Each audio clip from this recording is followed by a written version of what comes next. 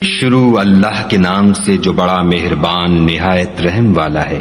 ایک طلب کرنے اور جتنے آدمی زمین پر ہیں غرض سب کچھ دے دے اور اپنے تئیں عذاب سے چھڑا لے، لیکن ایسا ہرگز نہیں ہوگا، وہ بھڑکتی ہوئی آگ ہے، حال ادھیڑ ڈالنے والی۔ ان لوگوں کو اپنی طرف بلائے گی جنہوں نے دین حق سے اعراض کیا اور منہ پھیر لیا اور مال جمع کیا اور بند کر رکھا۔ کچھ شک نہیں کہ انسان کم حوصلہ پیدا ہوا ہے، جب اسے تکلیف پہنچتی ہے تو گھبرا اٹھتا ہے، اور جب آسائش حاصل ہوتی ہے تو بخیل بن جاتا ہے۔ مگر نماز گزار جو نماز کا التزام رکھتے اور بلا ناغہ پردگار کے عذاب سے خوف رکھتے ہیں، بے شک ان کے پروردگار کا عذاب ہے ہی ایسا کہ اس سے بے خوف نہ ہوا جائے۔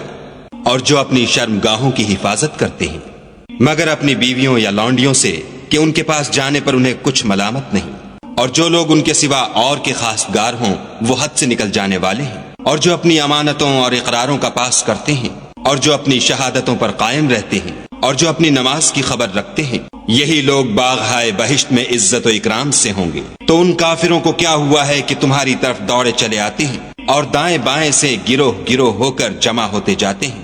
کیا ان میں سے ہر شخص یہ توقع رکھتا ہے کہ نعمت کے باغ میں داخل کیا جائے گا؟ ہرگز نہیں، ہم نے ان کو اس چیز سے پیدا کیا ہے جسے وہ جانتے ہیں۔ ہمیں مشرقوں اور مغربوں کے مالک کی قسم کہ ہم طاقت رکھتے ہیں، یعنی اس بات پر قادر ہیں کہ ان سے بہتر لوگ بدل لائیں، اور ہم عاجز نہیں ہیں۔ تو اے پیغمبر صلی اللہ علیہ وآلہ وسلم، ان کو باطل میں پڑے رہنے اور کھیل لینے دو، یہاں تک کہ جس دن کا ان سے وعدہ کیا جاتا ہے وہ ان کے سامنے موجود ہو۔ اس دن یہ قبروں سے نکل کر اس طرح دوڑیں گے جیسے شکاری شکار کے جال کی طرف دوڑتے ہیں۔